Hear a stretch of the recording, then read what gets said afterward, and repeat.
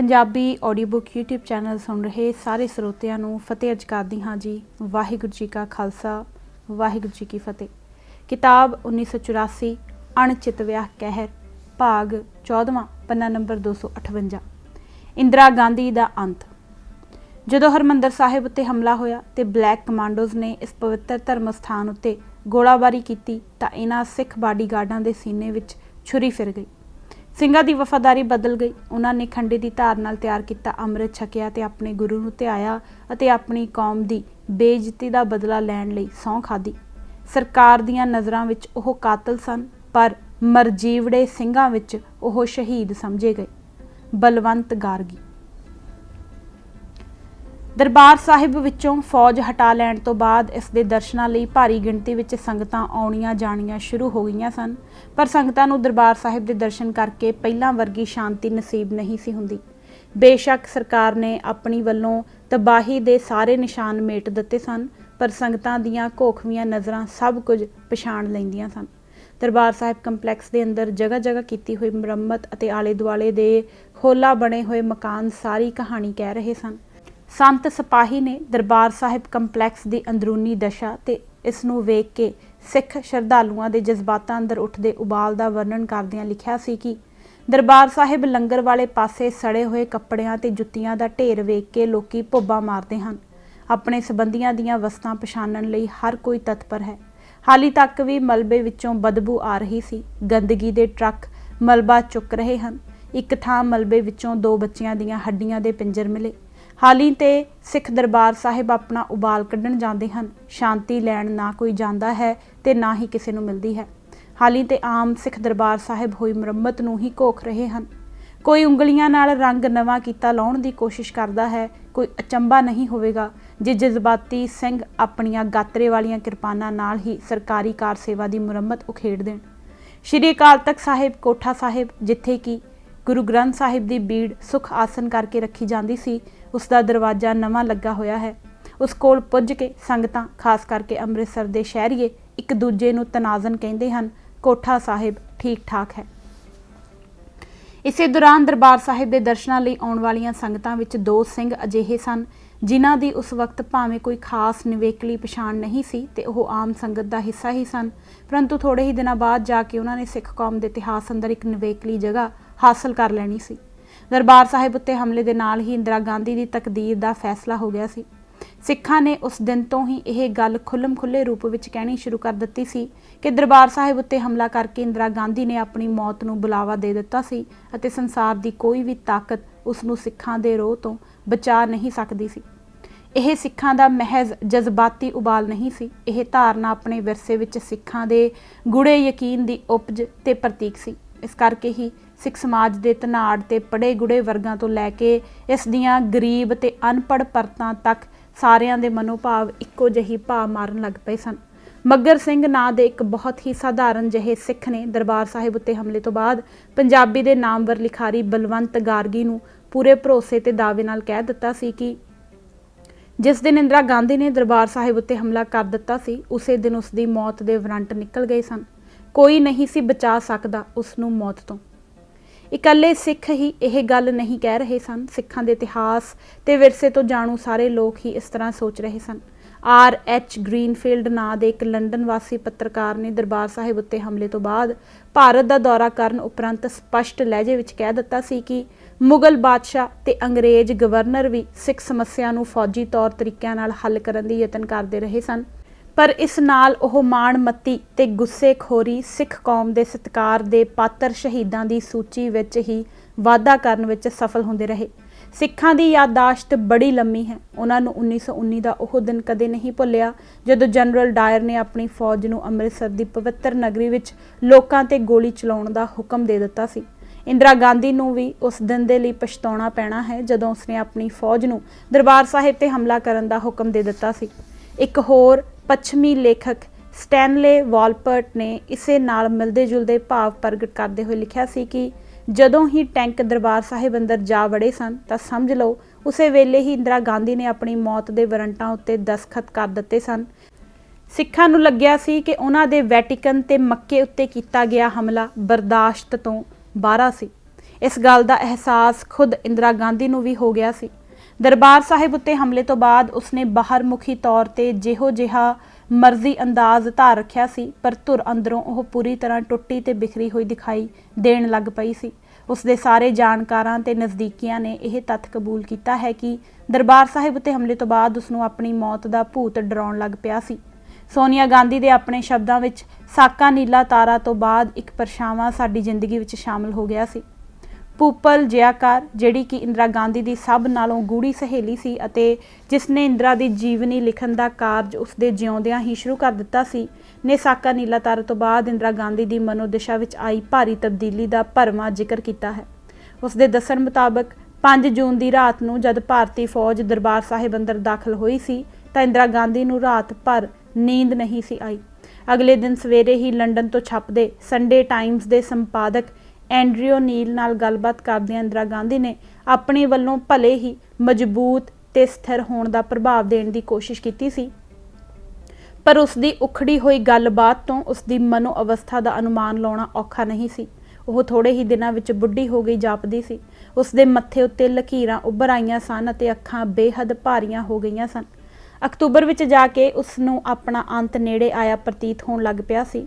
ਇਹ ਅਹਿਸਾਸ ਉਸਦੀ ਜ਼ਿੰਦਗੀ ਦੇ ਉਸ ਆਖਰੀ ਮਹੀਨੇ ਦੇ ਹਰ ਕਰਮ ਵਿੱਚ ਪ੍ਰਵੇਸ਼ ਹੋਇਆ ਦਿਖਣ ਲੱਗ ਪਿਆ ਸੀ। ਉਸਦੇ ਮਨ ਉੱਤੇ ਮੌਤ ਦਾ ਭੈ ਹਾਵੀ ਹੋ ਗਿਆ ਸੀ। ਉਹ ਵਾਰ-ਵਾਰ ਮੌਤ ਦੀਆਂ ਗੱਲਾਂ ਕਰਨ ਲੱਗ ਪਈ ਸੀ। ਉਸ ਨੂੰ ਇਸ ਗੱਲ ਦਾ ਅੰਤਰਬੋਧ ਹੋ ਗਿਆ ਸੀ ਕਿ ਦਰਬਾਰ ਸਾਹਿਬ ਉੱਤੇ ਹਮਲੇ ਸਦਕਾ ਨਾਰਾਜ਼ ਹੋਏ ਸਿੱਖ ਉਸ ਨੂੰ ਮਾਰ ਕੇ ਹੀ ਦਮ ਲੈਣਗੇ। ਖੂਫੀਆ ਏਜੰਸੀਆਂ ਵੱਲੋਂ ਵੀ ਉਸ ਨੂੰ ਇਸ ਭਾਵ ਦੀਆਂ ਰਿਪੋਰਟਾਂ ਲਗਾਤਾਰ ਮਿਲਣ ਲੱਗ ਪਈਆਂ ਸਨ। ਪੂਪਲ ਜਯਾਕਾਰ ਦੇ ਦੱਸਣ ਮੁਤਾਬਕ ਦਰਬਾਰ ਸਾਹਿਬ ਉੱਤੇ ਹਮਲੇ ਦੇ ਤੁਰੰਤ ਬਾਅਦ ਭਾਰਤ ਸਰਕਾਰ ਦੇ ਉੱਚ ਅਧਿਕਾਰੀਆਂ ਨੇ ਪ੍ਰਧਾਨ ਮੰਤਰੀ ਦੇ ਸੁਰੱਖਿਆ ਅਮਲੇ ਚੋਂ ਸਾਰੇ ਸਿੱਖਾਂ ਨੂੰ ਹਟਾ ਦੇਣ ਦਾ ਫੈਸਲਾ ਲੈ ਲਿਆ ਸੀ ਅਤੇ ਇਹ ਤਜਵੀਜ਼ ਅੰਤਿਮ ਪ੍ਰਵਾਨਗੀ ਲਈ ਇੰਦਰਾ ਗਾਂਧੀ ਅੱਗੇ ਪੇਸ਼ ਕਰ ਦਿੱਤੀ ਗਈ ਸੀ। ਪਰ ਕਿਸੇ ਵਜ੍ਹਾ ਕਰਕੇ ਇੰਦਰਾ ਗਾਂਧੀ ਦਾ ਚਿੱਤ ਇਹ ਕਦਮ ਚੁੱਕਣ ਲਈ ਰਾਜੀ ਨਹੀਂ ਸੀ ਹੋਇਆ। ਉਸਨੇ ਇਸ ਤਜਵੀਜ਼ ਨੂੰ ਮਨਜ਼ੂਰੀ ਦੇਣ ਤੋਂ ਇਨਕਾਰ ਕਰ ਦਿੱਤਾ ਸੀ। ਅਖੀਰ ਵਿੱਚ ਸਿੱਖ ਸੁਰੱਖਿਆ ਗਾਰਡਾਂ ਨੂੰ ਹਟਾਉਣ ਦੀ ਬਜਾਏ ਉਸ ਨਾਲ ਗੈਰ ਸਿੱਖ ਗਾਰਡ ਲਾ ਦੇਣ ਦਾ ਫੈਸਲਾ ਕਰ ਲਿਆ ਗਿਆ ਸੀ। ਇੰਦਰਾ ਗਾਂਧੀ ਦੇ ਮਨ ਉੱਤੇ ਭੈ ਇਸ ਕਦਰ ਹਾਵੀ ਹੋ ਗਿਆ ਸੀ ਕਿ ਉਹ ਆਪਣੇ ਪੋਤਰੇ ਤੇ ਪੋਤਰੀ ਰਾਹੁਲ ਤੇ ਪ੍ਰਿਯੰਕਾ ਦੀ ਸੁਰੱਖਿਆ ਬਾਰੇ ਹੱਦੋਂ ਵੱਧ ਫਿਕਰਮੰਦ ਰਹਿਣ ਲੱਗ ਪਈ ਸੀ। ਉਸਦੇ ਮਨ ਅੰਦਰ ਇਹ ਵਹਿਮ ਘਰ ਕਰ ਗਿਆ ਸੀ ਕਿ ਉਹਨਾਂ ਨੂੰ ਜਾਂ ਤਾਂ ਅਗਵਾ ਕਰ ਲਿਆ ਜਾਵੇਗਾ ਤੇ ਜਾਂ ਜਾਨੋਂ ਮਾਰ ਦਿੱਤਾ ਜਾਵੇਗਾ। ਪੀਸੀ ਅਲੈਗਜ਼ੈਂਡਰ ਦੇ ਸ਼ਬਦਾਂ ਵਿੱਚ ਜੂਨ ਮਹੀਨੇ ਤੋਂ ਬਾਅਦ ਇਸ ਡਰਾਉਣੇ ਖਿਆਲ ਨੇ ਉਸ ਦਾ ਖਹਿੜਾ ਨਹੀਂ ਸੀ ਛੱਡਿਆ। ਸੋਨੀਆ ਗਾਂਧੀ ਦੇ ਆਤਮ ਕਥਨ ਅਨੁਸਾਰ ਉਸਨੇ ਬੱਚਿਆਂ ਨੂੰ ਘਰ ਦੀ ਚਾਰ ਦੀਵਾਰੀ ਦੇ ਅੰਦਰ ਹੀ ਖੇਡਣ ਅਤੇ ਕਿਸੇ ਵੀ ਸੂਰਤ ਗੇਟ ਤੋਂ ਬਾਹਰ ਨਾ ਨਿਕਲਣ ਦੀਆਂ ਸਖਤ ਹਦਾਇਤਾਂ ਕਰ ਦਿੱਤੀਆਂ ਸਨ। ਇਸ ਤਰ੍ਹਾਂ ਉਸ ਦਾ ਘਰ ਇਸ ਦੇ ਬਾਸ਼ਿੰਦਿਆਂ ਲਈ ਇੱਕ ਤਰ੍ਹਾਂ ਦੀ ਜੇਲ੍ਹ ਬਣ ਕੇ ਰਹਿ ਗਈ ਸੀ। ਅਕਤੂਬਰ ਦੇ ਮਹੀਨੇ ਵਿੱਚ ਉਸਨੇ ਰਾਜੀਵ ਤੇ ਸੋਨੀਆ ਗਾਂਧੀ ਕੋਲ ਆਪਣੀ ਹੱਤਿਆ ਦੀ ਸੰਭਾਵਨਾ ਜਤਾਉਂਦਿਆਂ ਉਸ ਦੀਆਂ ਅੰਤਮ ਰਸਮਾਂ ਨਿਭਾਉਣ ਬਾਰੇ ਉਸ ਨੂੰ ਸਾਰੀਆਂ ਗੱਲਾਂ ਵਿਸਥਾਰ ਨਾਲ ਸਮਝਾ ਦਿੱਤੀਆਂ ਸਨ ਅਤੇ ਇਸ ਬਾਰੇ ਬਕਾਇਦਾ ਲਿਖਤੀ ਰੂਪ ਵਿੱਚ ਵੀ ਆਦੇਸ਼ ਦੇ ਦਿੱਤੇ ਸਨ। ਇਹ ਗੱਲਾਂ ਉਸਨੇ ਬੱਚਿਆਂ ਨਾਲ ਵੀ ਸਾਂਝੀਆਂ ਕਰ ਲਈਆਂ ਸਨ। ਇੰਦਰਾ ਗਾਂਧੀ ਦੇ ਮਨ ਦਾ ਇਹ ਡਰ ਨਿਰਮੂਲ ਨਹੀਂ ਸੀ। ਇਸ ਦਾ ਬਹੁਤ ਹੀ ਠੋਸ ਤੇ ਹਕੀਕੀ ਆਧਾਰ ਮੌਜੂਦ ਸੀ। ਪ੍ਰਸਿੱਧ ਸਿੱਖ ਵਿਦਵਾਨ ਪ੍ਰੋਫੈਸਰ ਹਰਬੰਸ ਸਿੰਘ ਨੇ ਜਿਸ ਦੀ ਬਹੁਤ ਹੀ ਦਰੁਸਤ ਤੇ ਢੁਕਵੀਂ ਵਿਆਖਿਆ ਕੀਤੀ ਹੈ। ਦਰਬਾਰ ਸਾਹਿਬ ਕੰਪਲੈਕਸ ਦੀ ਗਿਣ ਮਿਥ ਕੇ ਕੀਤੀ ਗਈ ਬੇਅਦਬੀ ਤੇ ਤਬਾਹੀ ਨਾਲ ਸਿੱਖਾਂ ਦੇ ਹਿਰਦੇ ਛਲਣੀ ਹੋ ਗਏ ਸਨ। ਇਸ ਅਪਮਾਨ ਦਾ ਬਦਲਾ ਲੈਣਾ ਪੈਣਾ ਸੀ ਜਿਸ ਦੇ ਵਾਸਤੇ ਸਿੱਖ ਨੌਜਵਾਨਾਂ ਦੇ ਕਈ ਸਾਰੇ ਗਰੁੱਪ ਘੁੰਮ ਰਹੇ ਸਨ। ਸਿੱਖ ਇਤਿਹਾਸ ਦੇ ਪੰਨਿਆਂ ਤੇ ਉਕਰੇ ਹੋਏ ਸੂਰਮਗਤੀ ਭਰੇ ਕਾਰਨਾਮੇ ਉਹਨਾਂ ਨੂੰ ਸੈਨਤਾ ਕਰਦੇ ਰਹੇ।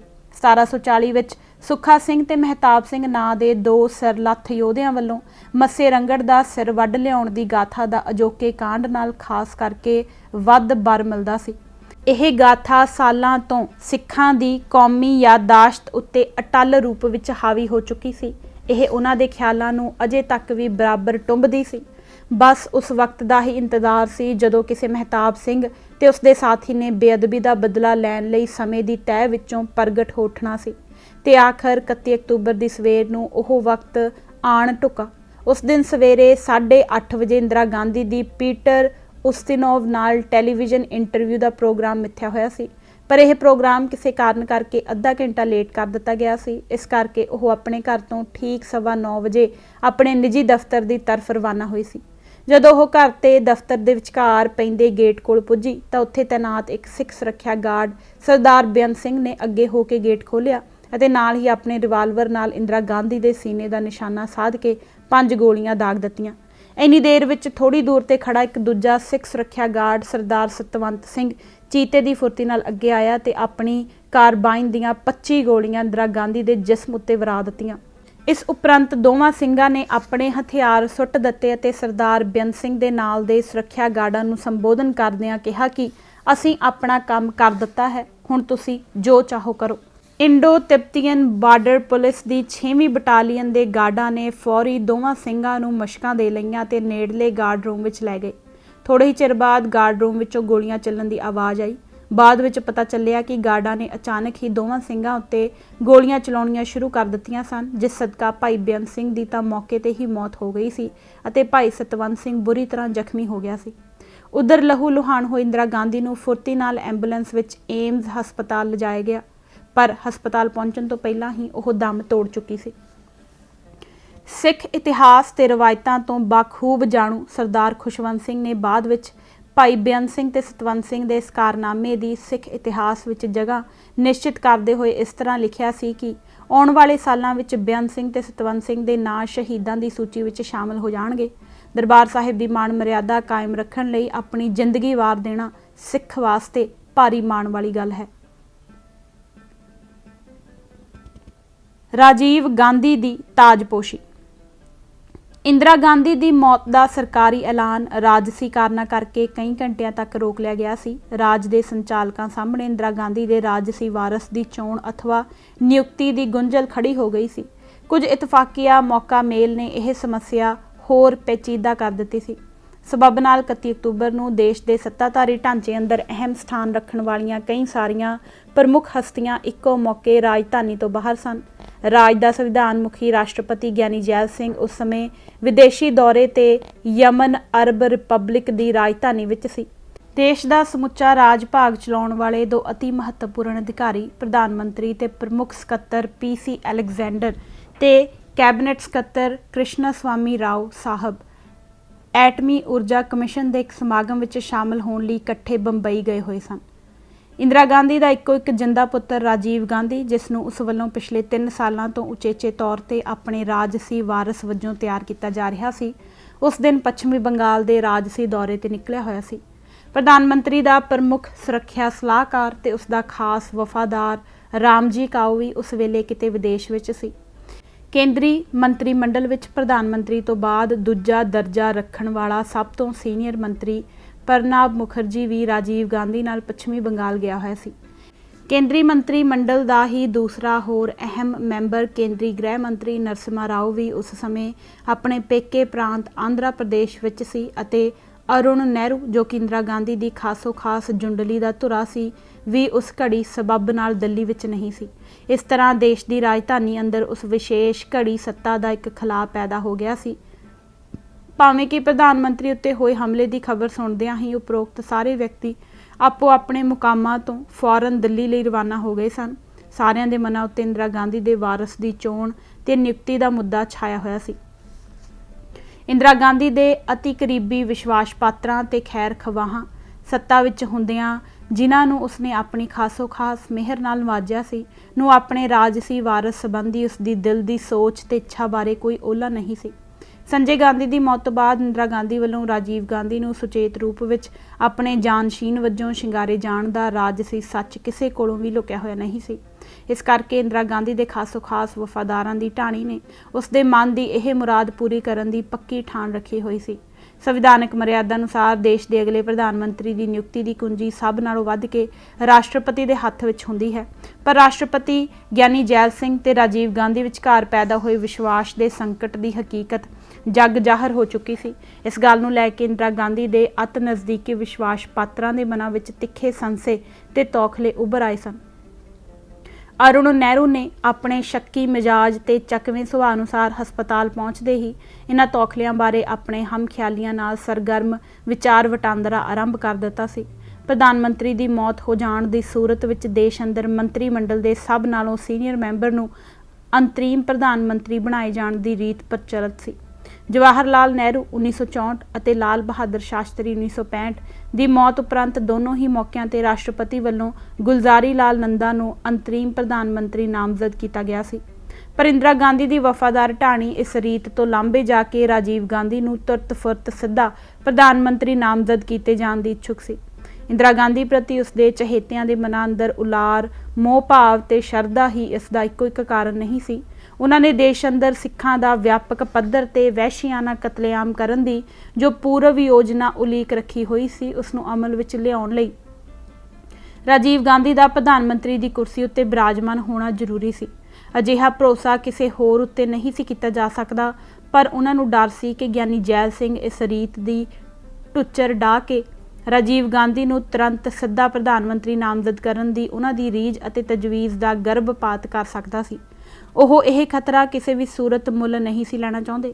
ਅਰੁਣ ਨਹਿਰੂ ਇਸ ਜੋਖਮ ਤੋਂ ਬਚਣ ਲਈ ਰਾਸ਼ਟਰਪਤੀ ਨੂੰ ਨਜ਼ਰਅੰਦਾਜ਼ ਤੇ ਦਰਕਿਨਾਰ ਕਰਕੇ ਉਪ ਰਾਸ਼ਟਰਪਤੀ ਆਰ ਵੈਂਕਟਰਮਨ ਕੋਲੋਂ ਰਾਜੀਵ ਗਾਂਧੀ ਦੀ ਤਾਜਪੋਸ਼ੀ ਕਰਵਾਉਣ ਦੀ ਮਾਰਕੇਬਾਜ਼ ਸੋਚ ਰੱਖਦਾ ਸੀ।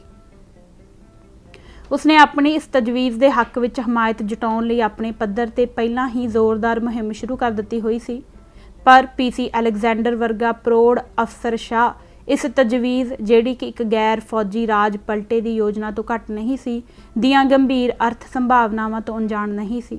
ਉਹ ਇਸ ਨਾਲੋਂ ਵਧੇਰੇ ਸੁਰੱਖਿਅਤ ਰਾਹ ਅਪਣਾਉਣ ਦਾ ਵਿਚਾਰ ਰੱਖਦਾ ਸੀ। ਗਿਆਨੀ ਜੈਲ ਸਿੰਘ ਦੀ ਸ਼ਖਸੀਅਤ ਦਾ ਗੂੜਾ ਭੇਤੀ ਹੋਣ ਕਰਕੇ ਇਸ ਨੂੰ ਪੱਕਾ ਯਕੀਨ ਸੀ ਕਿ ਰਾਸ਼ਟਰਪਤੀ ਨੂੰ ਜੇਕਰ ਸਾਫ਼ ਤੇ ਖੜਕਵੇਂ ਸ਼ਬਦਾਂ ਵਿੱਚ ਉਹਨਾਂ ਦੀ ਉਪਰੋਕਤ ਇੱਛਾ ਸੁਣਾ ਦਿੱਤੀ ਜਾਵੇ ਤਾਂ ਉਹ ਇਸ ਦੇ ਉਲਟ ਕੋਈ ਕਦਮ ਚੁੱਕਣ ਦੀ ਮਾਰਕੇਬਾਜ਼ੀ ਨਹੀਂ ਸੀ ਕਰ ਸਕਦਾ। ਉਸ ਵਿੱਚ ਅਜਿਹੀ ਸੱਤਿਆ ਨਹੀਂ ਸੀ। ਇਸ ਕਰਕੇ ਉਸਨੇ ਰਾਸ਼ਟਰਪਤੀ ਨੂੰ ਨਜ਼ਰਅੰਦਾਜ਼ ਜਾਂ ਬਾਈਪਾਸ ਕਰਨ ਨਾਲੋਂ ਉਸ ਦੀ ਸਹਿਮਤੀ ਵਸੂਲਣ ਦਾ ਘੱਟ ਜੋਖਮ ਭਰਿਆ ਸੁਝਾਅ ਦਿੱਤਾ, ਜਿਸ ਨੂੰ ਅਖੀਰ ਵਿੱਚ ਸਾਰਿਆਂ ਨੇ ਪ੍ਰਵਾਨ ਕਰ ਲਿਆ। ਰਾਸ਼ਟਰਪਤੀ ਨੂੰ ਸਹਿਮਤ ਕਰਾਉਣ ਦਾ ਜ਼ਿੰਮਾ ਅਰੁਣ ਨਹਿਰੂ ਨੇ ਆਪਣੇ ਸਿਰ ਲੈ ਲਿਆ ਸੀ। ਸੋ ਜਦੋਂ ਰਾਸ਼ਟਰਪਤੀ ਦਾ ਵਿਸ਼ੇਸ਼ ਜਹਾਜ਼ ਯਮਨ ਤੋਂ ਚੱਲ ਕੇ ਸ਼ਾਮ ਦੇ 5 ਵਜੇ ਦੇ ਕਰੀਬ ਦਿੱਲੀ ਹਵਾਈ ਅੱਡੇ ਤੇ ਉਤਰਿਆ ਤਾਂ ਅਰੁਣ ਨਹਿਰੂ ਤੇ ਆਰ ਕੇ ਧਵਨ ਉਸ ਦੇ ਸਵਾਗਤ ਲਈ ਮੌਜੂਦ ਸਨ। ਹਵਾਈ ਅੱਡੇ ਤੋਂ ਆਲ ਇੰਡੀਆ ਮੈਡੀਕਲ ਇੰਸਟੀਚਿਊਟ ਤੱਕ ਦਾ ਸਫ਼ਰ ਤਿੰਨਾਂ ਨੇ ਇੱਕੋ ਕਾਰ ਵਿੱਚ ਕੀਤਾ। ਦੱਸਿਆ ਜਾਂਦਾ ਹੈ ਕਿ ਰਾਹ ਵਿੱਚ ਹੀ ਅਰੁਣ ਨਹਿਰੂ ਨੇ ਰਾਸ਼ਟਰਪਤੀ ਨੂੰ ਇਹ ਸਾਫ਼ ਸੁਣਵਾਈ ਕਰ ਦਿੱਤੀ ਸੀ ਕਿ ਉਸ ਕੋਲ ਰਾਜੀਵ ਗਾਂਧੀ ਨੂੰ ਪ੍ਰਧਾਨ ਮੰਤਰੀ ਬਣਾਉਣ ਤੋਂ ਇਲਾਵਾ ਹੋਰ ਦੂਸਰਾ ਚਾਰਾ ਕੋਈ ਨਹੀਂ ਸੀ। ਰਾਸ਼ਟਰਪਤੀ ਦੀ ਕਾਰ ਜਦ ਮੈਡੀਕਲ ਇੰਸਟੀਚਿਊਟ ਦੇ ਗੇਟ ਉੱਤੇ ਪਹੁੰਚੀ ਤਾਂ ਗਿਆਨੀ ਜੈਲ ਸਿੰਘ ਨੂੰ ਅਰੁਣ ਨਹਿਰੂ ਦੀ ਧਮਕੀ ਦੇ ਅਰਥ ਉਸ ਵੇਲੇ ਸਪਸ਼ਟ ਹੋ ਗਏ। ਹਸਪਤਾਲ ਦੇ ਗੇਟ ਮੂਹਰੇ ਜਮ੍ਹਾਂ ਹੋਈ ਹਿੰਦੂ ਭੀੜ ਸਿੱਖਾਂ ਵਿਰੁੱਧ ਫਿਰਕੂ ਨਫ਼ਰਤ ਦਾ ਡਰਾਉਣਾ ਪ੍ਰਗਟਾਵਾ ਕਰ ਰਹੀ ਸੀ। ਬਾਹਰ ਖੂਨ ਕਾ ਬਦਲਾ ਖੂਨ ਸੇ ਲੇਂਗੇ ਦੇ ਲੱਗ ਰਹੇ ਨਾਰਿਆਂ ਦਾ ਕੰਨ ਪਾੜਵਾਂ ਸ਼ੋਰ ਬੁਲਟ ਪ੍ਰੂਫ ਕਾਰ ਵਿੱਚ ਬੈਠੇ ਗਿਆਨੀ ਜੀ ਦੀਆਂ ਪੁੜਪੁੜੀਆਂ ਵਿੱਚ ਵੱਜ ਰਿਹਾ ਸੀ। ਹਿੰਸਾ ਤੇ ਉਤਾਰੂ ਹੋਈ ਭੀੜ ਨੇ ਰਾਸ਼ਟਰਪਤੀ ਦੀ ਲਿਮੋਜ਼ਨ ਕਾਰ ਉੱਤੇ ਹਮਲਾ ਕਰਨ ਦੀ ਕੋਸ਼ਿਸ਼ ਕੀਤੀ। ਡਰਾਈਵਰ ਦੀ ਫੁਰਤੀ ਸਦਕਾ ਰਾਸ਼ਟਰਪਤੀ ਦੀ ਕਾਰ ਤਾਂ ਸੁਰੱਖਿਅਤ ਲੰਘ ਗਈ, ਪਰ ਉਸਦੇ ਕਾਫਲੇ ਦੀ ਸਭ ਨਾਲੋਂ ਪਿਛਲੀ ਕਾਰ, ਜਿਸ ਵਿੱਚ ਰਾਸ਼ਟਰਪਤੀ ਦਾ ਪ੍ਰੈਸ ਸਕੱਤਰ ਤਰਲੋਚਨ ਸਿੰਘ ਬੈਠਾ ਹੋਇਆ ਸੀ, ਦੰਗਾਕਾਰੀਆਂ ਦਾ ਨਿਸ਼ਾਨਾ ਬਣਨੋਂ ਨਾ ਰਹਿ ਸਕੀ। ਉਪੱਦਰੀ ਭੀੜ ਨੇ ਉਸ ਕਾਰ ਦੇ ਸ਼ੀਸ਼ੇ ਭੰਨ ਸੁੱਟੇ ਸਨ। ਕਾਰ ਅੰਦਰ ਗਿਆਨੀ ਜੈਲ ਸਿੰਘ ਦੇ ਨਾਲ ਬੈਠੇ ਅਰੁਣ ਨਹਿਰੂ ਤੇ ਰਾਸ਼ਟਰਪਤੀ ਵੱਲ ਤਾੜਵੀਂ ਨਜ਼ਰ ਨਾਲ ਵੇਖਿਆ। ਗਿਆਨੀ ਜੀ ਲਈ ਸੰਦੇਸ਼ ਸਾਫ਼ ਤੇ ਗੂੰਜਵਾਂ ਸੀ। ਉਸ ਤੋਂ 1 ਘੰਟੇ ਬਾਅਦ ਸ਼ਾਮ ਦੇ 6 ਵਜੇ ਦੇ ਕਰੀਬ ਰਾਸ਼ਟਰਪਤੀ ਨੇ ਰਾਜੀਵ ਗਾਂਧੀ ਨੂੰ ਪ੍ਰਧਾਨ ਮੰਤਰੀ ਦੇ ਅਹੁਦੇ ਦੀ ਸਹੁੰ ਚੁਕਾ ਦਿੱਤੀ ਸੀ। ਰਵਾਇਤ ਅਤੇ ਜਮਹੂਰੀ ਮਰਿਆਦਾ ਨੂੰ ਛਿੱਕੇ ਦੇ ਟੰਗ ਕੇ ਆਪ ਹੁਦਰੇ ਜਗੀਰੂ ਤੌਰ ਤਰੀਕੇ ਨਾਲ ਸਾਕਾਰ ਕੀਤੀ ਗਈ ਇਸ ਸੱਤਾ ਬਦਲੀ ਦਾ ਕਾਂਗਰਸ ਪਾਰਟੀ ਦੇ ਅੰਦਰੋਂ ਰੱਤੀ ਭਰ ਵੀ ਕੋਈ ਵਿਰੋਧ ਨਹੀਂ ਸੀ ਹੋਇਆ ਅਤੇ ਨਾ ਹੀ ਮੀਡੀਏ ਤੇ ਦੇਸ਼ ਦੀ ਜਨਤਾ ਵੱਲੋਂ ਇਸ ਤੇ ਕੋਈ ਸਵਾਲੀਆ ਨਿਸ਼ਾਨ ਲਗਾਇਆ ਗਿਆ। ਸਿੱਖ ਕੌਮ ਲਈ ਇਹ ਸੱਤਾ ਬਦਲੀ ਸਾੜ ਸਤੀ ਲੈ ਕੇ ਆਈ। 31 ਅਕਤੂਬਰ ਦੇ ਦਿਹਾੜੇ ਵਾਪਰੇ ਹੋਣੀ ਭਰੇ ਘਟਨਾਕ੍ਰਮ ਦੀ ਤਹਿ ਹੇਠ ਲੁਕੇ ਅਰਥਾਂ ਦਾ ਖੁਲਾਸਾ ਕਰਦਿਆਂ ਪ੍ਰਸਿੱਧ ਸੰਪਾਦਕ ਤੇ ਲੇਖਕ M.J. ਅਕਬਰ ਨੇ ਇਹ ਭਾਵਪੂਰਤ ਸ਼ਬਦ ਲਿਖੇ ਸਨ। 31 ਅਕਤੂਬਰ 1984 ਨੂੰ ਭਾਰਤ ਨੇ ਖਾਲਿਸਤਾਨ ਦੀ ਦੂਜੀ ਜੰਗ ਦੀ ਪਹਿਲੀ ਝੜਪ ਵੇਖੀ। ਪਹਿਲੀ ਜੰਗ ਜਰਨੈਲ ਸਿੰਘ ਭਿੰਡਰਾਂਵਾਲੇ ਤੇ ਇੰਦਰਾ ਗਾਂਧੀ ਵਿਚਕਾਰ ਲੜੀ ਗਈ ਸੀ। 31 ਅਕਤੂਬਰ ਨੂੰ ਟੱਕਰ ਦੂਜੀ ਪੁਸ਼ਤ ਦੇ ਹਵਾਲੇ ਕਰ ਦਿੱਤੀ ਗਈ। ਪੰਜਾਬ ਦੇ ਇਤਿਹਾਸ ਦਾ ਇੱਕ ਹੋਰ ਕਾਂਡ ਖਤਮ ਹੋ ਗਿਆ ਹੈ, ਪਰ ਸਵਾਲ ਇਹ ਖੜਾ ਹੋ ਗਿਆ ਸੀ ਕਿ ਕਹਾਣੀ ਅਗਲਾ ਰੁਖ ਕੀ ਅਖਤਿਆਰ ਕਰੇਗੀ। ਕਹਾਣੀ ਨੇ ਜੋ ਅਗਲਾ ਰੁਖ ਅਖਤਿਆਰ ਕੀਤਾ ਉਸ ਦਾ ਵਰਣਨ ਅਗਲੇ ਕਾਂਡਾਂ ਵਿੱਚ ਦਰਜ ਹੈ। ਸਾਕਾ ਨਵੰਬਰ 84 ਹਿੰਦੂਤਵ ਦਾ ਮਹਾਤਾਂਡਵ। ਉਹ 7 ਜਨਮਾਂ ਦੀ ਸਰਾਪੀ ਤੇ ਬਦਬਖਤ ਰਾਤ ਮੈਨੂੰ ਕਦੇ ਨਹੀਂ ਭੁੱਲਣੀ। ਉਹ ਧੂਆਂ ਮੈਨੂੰ ਕਦੇ ਵੀ ਨਹੀਂ ਭੁੱਲੇਗਾ। ਮੈਂ ਜਿਨ੍ਹਾਂ ਬਾਲਾਂ ਦੇ ਮਲੂਕ ਜਿਸਮਾਂ ਨੂੰ ਖਾਮੋਸ਼ ਨੀਲੇ ਅੰਬਰ ਦੇ ਹੇਠਾਂ ਧੂਏ ਦੇ ਕੁੰਡਲਾਂ ਵਿੱਚ ਤਬਦੀਲ ਹੁੰਦੇ ਵੇਖਿਆ ਸੀ, ਉਹਨਾਂ ਦੇ ਕੋਮਲ ਮੁਖੜੇ ਮੈਨੂੰ ਕਦੀ ਵੀ ਨਹੀਂ ਭੁੱਲਣੇ। ਰਾਤ ਦੀ ਉਹ ਖਾਮੋਸ਼ੀ ਮੈਨੂੰ ਕਦੀ ਵੀ ਨਹੀਂ ਭੁੱਲਣੀ ਜਿਸ ਨੇ ਮੇਰੇ ਕੋਲੋਂ ਸਦੀਵੀ ਤੌਰ ਤੇ ਜਿਉਣ ਦੀ ਤਮੰਨਾ ਖੋਹ ਲਈ ਸੀ। ਉਹ ਘੜੀ ਮੈਨੂੰ ਕਦੇ ਨਹੀਂ ਭੁੱਲਣੀ ਜਿਸ ਨੇ ਮੇਰਾ ਖੁਦਾ ਤੇ ਮੇਰੀ ਆਤਮਾ ਦਾ ਖੂਨ ਕਰ ਦਿੱਤਾ ਸੀ ਅਤੇ ਮੇਰੇ ਸੁਪਨਿਆਂ ਨੂੰ ਮਿੱਟੀ ਵਿੱਚ ਮਿਲਾ ਕੇ ਰੱਖ ਦਿੱਤਾ ਸੀ। ਮੈਨੂੰ ਭਾਵੇਂ ਖੁਦ ਰੱਬ ਦੀ ਉਮਰ ਜਿੰਨੀ ਦੀਰਘ ਉਮਰ ਵੀ ਕਿਉਂ ਨਾ ਭੋਗਣੀ ਪਵੇ, ਇਹ ਚੀਜ਼ਾਂ ਮੈਨੂੰ ਕਦੇ ਨਹੀਂ ਭੁੱਲਣੀਆਂ, ਕਦੇ ਵੀ ਨਹੀਂ। ਐਲੀ ਵੀਜ਼ਲ। 31 ਅਕਤੂਬਰ ਦੀ ਸ਼ਾਮ ਨੂੰ ਰਾਸ਼ਟਰਪਤੀ ਭਵਨ ਦੇ ਅਸ਼ੋਕਾ ਹਾਲ ਅੰਦਰ ਜਿਸ ਵੇਲੇ ਰਾਜੀਵ ਗਾਂਧੀ ਪ੍ਰਧਾਨ ਮੰਤਰੀ ਦੇ ਅਹੁਦੇ ਦਾ ਹਲਫ ਲੈ ਰਿਹਾ ਸੀ, ਉਸ ਵੇਲੇ ਤੱਕ ਦੇਸ਼ ਦੀ ਰਾਜਧਾਨੀ ਅੰਦਰ ਹਿੰਦੂ ਭੀੜਾਂ ਵੱਲੋਂ ਸਿੱਖਾਂ ਉੱਤੇ ਵਿਆਪਕ ਪੱਧਰ ਤੇ ਹਮਲੇ ਹੋਣੇ ਸ਼ੁਰੂ ਹੋ ਚੁੱਕੇ ਸਨ। ਸਿੱਖਾਂ ਨੂੰ ਉਹਨਾਂ ਦੇ ਨਿੱਜੀ ਵਾਹਨਾਂ ਤੇ ਬੱਸਾਂ ਤੋਂ ਲਾ ਕੇ ਸ਼ਰੇਆਮ ਸੜਕਾਂ ਉੱਤੇ ਕੁਟਾਪਾ ਚਾੜਿਆ ਜਾ ਰਿਹਾ ਸੀ। ਉਹਨਾਂ ਦੀਆਂ ਕਾਰਾਂ ਸਕੂਟਰਾਂ ਨੂੰ ਰੋਕ ਕੇ ਅੱਗਾਂ ਲਾਈਆਂ ਜਾ ਰਹੀਆਂ ਸਨ। ਸੜਕਾਂ ਉੱਤੇ ਉਹਨਾਂ ਦੀਆਂ ਪੱਗਾਂ ਲਾਈਆਂ ਤੇ ਸਾੜੀਆਂ ਜਾ ਰਹੀਆਂ ਸਨ। ਜਿਵੇਂ ਜਿਵੇਂ ਸਮਾਂ ਲੰਘਦਾ ਗਿਆ ਤਿਵੇਂ ਤਿਵੇਂ ਸਿੱਖਾਂ ਵਿਰੁੱਧ ਫਿਰਕੂ ਨਫ਼ਰਤ ਤੇ ਦੁਸ਼ਮਣੀ ਦੀ ਅੱਗ ਨਵੇਂ ਖੇਤਰਾਂ ਤੱਕ ਫੈਲਦੀ ਚਲੀ ਗਈ ਅਤੇ ਇਸ ਵਿੱਚ ਕਰੂਰਤਾ ਤੇ ਕਰੂਪਤਾ ਦੀ ਮਾਤਰਾ ਲਗਾਤਾਰ ਵੱਧਦੀ ਚਲੀ ਗਈ। 31 ਅਕਤੂਬਰ ਦੀ ਸ਼ਾਮ ਨੂੰ ਸਿੱਖਾਂ ਦੀ ਕੁੱਟਮਾਰ ਤੇ ਉਹਨਾਂ ਦੇ ਵਾਹਨਾਂ ਦੀ ਸਾੜ ਫੂਕ ਤੋਂ ਸ਼ੁਰੂ ਹੋਇਆ ਅਮਲ ਅਗਲੇ ਦਿਨ ਉਹਨਾਂ ਦੀ ਵਿਸ਼ਾਲ ਪੱਧਰ ਤੇ ਕਤਲੋ ਗਾਰਤ ਵਿੱਚ ਤਬਦੀਲ ਹੋ ਗਿਆ ਸੀ।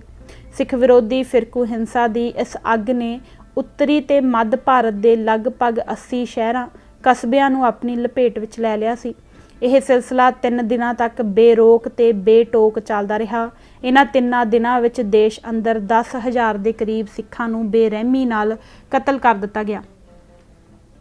ਇਕੱਲੀ ਦਿੱਲੀ ਅੰਦਰ ਹੀ ਹਿੰਦੂ ਹਜ਼ੂਮਾਂ ਦੁਆਰਾ 4,000 ਦੇ ਲਗਭਗ ਸਿੱਖਾਂ ਨੂੰ ਮੌਤ ਦੇ ਘਾਟ ਉਤਾਰ ਦਿੱਤਾ ਗਿਆ ਅਤੇ ਸਿੱਖਾਂ ਦੇ 2,000 ਤੋਂ ਵੱਧ ਟਰੱਕਾਂ ਤੇ ਟੈਕਸੀਆਂ ਕਾਰਾਂ ਨੂੰ ਅੱਗਾਂ ਲਾ ਕੇ ਸਾੜ ਦਿੱਤਾ ਗਿਆ। ਕੁੱਲ ਮਿਲਾ ਕੇ ਸਿੱਖਾਂ ਦੀ ਤਕਰੀਬਨ 3 ਅਰਬ 300 ਕਰੋੜ ਰੁਪਏ ਦੀ ਜਾਇਦਾਦ ਲੁੱਟੀ ਜਾਂ ਸਾੜ ਸੁੱਟੀ ਗਈ। ਦਿੱਲੀ ਅੰਦਰ 50,000 ਤੋਂ ਵੱਧ ਸਿੱਖ ਬੇਘਰ ਹੋ ਕੇ ਰਿਫਿਊਜੀ ਕੈਂਪਾਂ ਅੰਦਰ ਸ਼ਰਨ ਲੈਣ ਲਈ ਮਜਬੂਰ ਹੋ ਗਏ। 20 ਤੋਂ ਲੈ ਕੇ 30,000 ਤੱਕ ਸਿੱਖ ਪਰਿਵਾਰ ਦਿੱਲੀ ਛੱਡ ਕੇ ਪੰਜਾਬ ਜਾਂ ਹੋਰਨਾਂ ਥਾਵਾਂ ਤੇ ਚਲੇ ਗਏ। ਇਸ ਖੂਨੀ ਵਰਤਾਰੇ ਨੇ ਸਮੁੱਚੇ ਸਿੱਖ ਜਗਤ ਨੂੰ ਅਤੀ ਗਹਿਰੇ ਸਦਮੇ, ਸੋਗ ਤੇ ਦੁੱਖ ਵਿੱਚ ਡੋਬ ਦਿੱਤਾ ਸੀ। ਸਿੱਖਾਂ ਦੀਆਂ ਅਜੋਕੀਆਂ ਪੁਸ਼ਤਾਂ ਨੇ ਆਪਣੇ ਉੱਤੇ ਅਜਿਹਾ ਖੂਨੀ ਕਹਿਰ ਢਹਿੰਦਾ ਕਦੇ ਨਹੀਂ ਸੀ ਵੇਖਿਆ। ਇਸ ਬਾਰੇ ਉਹਨਾਂ ਨੇ ਇਤਿਹਾਸ ਦੀਆਂ ਕਿਤਾਬਾਂ ਵਿੱਚ ਹੀ ਪੜ੍ਹਿਆ ਸੀ ਜਾਂ ਇਸ ਕਿਸਮ ਦੀਆਂ ਸਾਖੀਆਂ ਉਹਨਾਂ ਢਾਡੀਆਂ ਤੇ ਕਥਾਕਾਰਾਂ ਕੋਲੋਂ ਸੁਣੀਆਂ ਸਨ। ਸਿੱਖਾਂ ਦੀ ਸਿਮਰਤੀ ਅੰਦਰ ਅਜਿਹੇ ਵਹਿਸ਼ੀ ਜ਼ੁਲਮਾਂ ਦੀ ਗੱਲ ਮੁਗਲਾਂ ਦੇ ਰਾਜ ਨਾਲ ਜੁੜੀ ਹੋਈ ਸੀ, ਜਿਸ ਦਾ ਜ਼ਿਕਰ ਅਰਦਾਸ ਵਿੱਚ ਹਰ ਰੋਜ਼ ਸਵੇਰ ਆਥਣ ਕੀਤਾ ਜਾਂਦਾ ਹੈ। ਅੰਗਰੇਜ਼ਾਂ ਦੀ ਗੁਲਾਮੀ ਦੇ 100 ਸਾਲ ਲੰਮੇ ਦੌਰ ਅੰਦਰ ਵੀ ਸਿੱਖਾਂ ਨਾਲ ਅਜਿਹੀ ਮੰਦ ਹੋਣੀ ਕਦੇ ਨਹੀਂ ਸੀ ਵਾਪਰੀ। ਬਰਤਾਨਵੀ ਹਾਕਮਾਂ ਦੇ ਜ਼ੁਲਮਾਂ ਦੀ ਧਾਰ ਉਹਨਾਂ ਸਿੱਖ ਤੱਤਾਂ ਜਾਂ ਵਰਗਾਂ ਦੇ ਵਿਰੁੱਧ ਹੀ ਸੇਧਤ ਹੁੰਦੀ ਸੀ ਜਿਹੜੇ ਉਹਨਾਂ ਦੇ ਬਸਤੀਆਨਾ ਰਾਜ ਨੂੰ ਚੁਣੌਤੀ ਦੇਣ ਦੀ ਗੁਸਤਾਖੀ ਕਰਦੇ ਸਨ। ਉਹਨਾਂ ਨੇ ਕਦੇ ਵੀ ਸਮੁੱਚੇ ਸਿੱਖ ਕੌਮ ਨੂੰ ਇੱਕ ਵਾਢਿਓਂ ਦੁਸ਼ਮਣ ਕਰਾਰ ਦੇ ਕੇ ਉਹਨਾਂ ਦੇ ਸਮੂਹਿਕ ਕਤਲੇਆਮ ਦੀ ਮੁਹਿੰਮ ਨਹੀਂ ਸੀ ਵਿੱਢੀ। ਮੁਗਲ ਰਾਜ ਤੋਂ ਬਾਅਦ ਸਿੱਖਾਂ ਨੂੰ ਨਵੰਬਰ 1984 ਵਿੱਚ ਪਹਿਲੀ ਵਾਰ ਅਜਿਹੀ ਫਿਰਕੂ ਨਫ਼ਰਤ ਤੇ ਦੁਸ਼ਮਣੀ ਦਾ ਸਾਹਮਣਾ ਕਰਨਾ ਪਿਆ ਸੀ। 2 ਗੱਲਾਂ ਕਰਕੇ ਸਿੱਖਾਂ ਲਈ ਇਹ ਸੱਟ ਝੱਲਣੀ ਵਧੇਰੇ ਅਸਹਿ ਤੇ ਦੁਖਦਾਈ ਹੋ ਗਈ ਸੀ। ਇੱਕ ਤਾਂ ਇਹ ਮਹਾਪਾਪ ਮੱਧ ਯੁੱਗ ਵਿੱਚ ਨਹੀਂ, ਅਜੋਕੇ ਜਮਹੂਰੀਅਤ ਦੇ ਯੁੱਗ ਵਿੱਚ ਵਾਪਰਿਆ ਸੀ। ਦੂਜਾ, ਇਹ ਅਨਰਥ ਢਾਉਣ ਵਾਲੇ ਕੋਈ 7 ਬੇਗਾਨੇ ਨਹੀਂ ਸਨ, ਆਪਣੇ ਹੀ ਦੇਸ਼ ਭਾਈ ਸਨ। ਸਿੱਖ ਜਿਨ੍ਹਾਂ ਨੂੰ ਜਾਤੀ, ਧਰਮ ਤੇ ਸੱਭਿਆਚਾਰ ਦੇ ਨਾਤਿਓਂ ਆਪਣੇ ਸਭ ਨਾਲੋਂ ਨੇੜਲੇ ਸੰਬੰਧੀ ਸਮਝਦੇ ਆ ਰਹੇ ਸਨ। ਸੋ ਆਪਣਿਆਂ ਹੱਥੋਂ ਹੋਏ ਇਸ ਅਨਰਥ ਨੇ ਸਿੱਖਾਂ ਨੂੰ ਮਾਨਸਿਕ ਤੌਰ ਤੇ ਬੁਰੀ ਤਰ੍ਹਾਂ ਝੰਜੋੜ ਕੇ ਰੱਖ ਦਿੱਤਾ ਸੀ। ਇਸ ਕੌੜੇ ਯਥਾਰਥ ਨੂੰ ਇਸ ਦੇ ਸ਼ੁੱਧ ਸੱਚੇ ਰੂਪ ਵਿੱਚ ਪ੍ਰਵਾਨ ਕਰਨਾ ਸਿੱਖਾਂ ਲਈ ਵੱਡੀ ਮਨੋਵਿਗਿਆਨਕ ਔਕੜ ਬਣ ਗਈ ਸੀ। ਇਸ ਵਰਤਾਰੇ ਨੂੰ ਲੈ ਕੇ ਉਹਨਾਂ ਦੇ ਮਨਾਂ ਅੰਦਰ ਕਈ ਸਾਰੇ ਬਿਖਮ ਸਵਾਲ ਖੜੇ ਹੋ ਗਏ ਸਨ। ਆਖਰਕਾਰ ਉਹ ਕਿਹੜੀ ਗੱਲ ਜਾਂ ਵਜ੍ਹਾ ਹੋ ਸਕਦੀ ਸੀ ਜਿਸ ਨੇ ਹਿੰਦੂ ਭੀੜਾਂ ਨੂੰ ਸਿੱਖਾਂ ਨਾਲ ਅਜਿਹਾ ਦੁਸ਼ਮਣਾਨਾ ਤੇ ਜ਼ਾਲਮਾਨਾ ਵਰਤਾਓ ਕਰਨ ਲਈ ਉਤੇਜਿਤ ਕਰ ਦਿੱਤਾ ਸੀ? ਕਿ ਇਹ ਆਪ ਮੁਹਾਰਾ ਜਨਤਕ ਰੋਹ ਸੀ ਜੋ ਹਿੰਦੂ ਜਨਤਾ ਦੇ ਮਨਾਂ ਵਿੱਚ ਇੰਦਰਾ ਗਾਂਧੀ ਦੇ ਕਤਲ ਦੇ ਦਰਦ ਵਿੱਚੋਂ ਉਪਜਿਆ ਸੀ, ਜਾਂ ਹਿੰਦੂ ਮਨ ਦੇ ਅੰਦਰ ਸਿੱਖ ਦੁਸ਼ਮਣੀ ਦਾ ਚੋਰ ਕਿਤੇ ਚਿਰੋਕਣਾ ਦੜ ਵੱਟ ਕੇ ਬੈਠਾ ਹੋਇਆ ਸੀ ਅਤੇ ਇੰਦਰਾ ਗਾਂਧੀ ਦੇ ਕਤਲ ਨਾਲ ਹਿੰਦੂ ਵਰਗ ਨੂੰ ਸਿੱਖ ਭਾਈਚਾਰੇ ਉੱਤੇ ਆਪਣਾ ਇਹ ਫਿਰਕੂ ਡੰਗ ਚਲਾਉਣ ਦਾ ਸੁਖਾਲਾ ਬਹਾਨਾ ਮਿਲ ਗਿਆ ਸੀ। ਇਸ ਖੂਨੀ ਵਰਤਾਰੇ ਦੇ ਪਿੱਛੇ ਕੰਮ ਕਰਦੇ ਤੱਥਾਂ ਤੇ ਤਾਕਤਾਂ ਬਾਰੇ ਸਿੱਖਾਂ ਦੇ ਮਨਾਂ ਅੰਦਰ ਵੱਡਾ ਭੰਬਲ ਭੂਸਾ ਪੈਦਾ ਹੋ ਗਿਆ ਸੀ।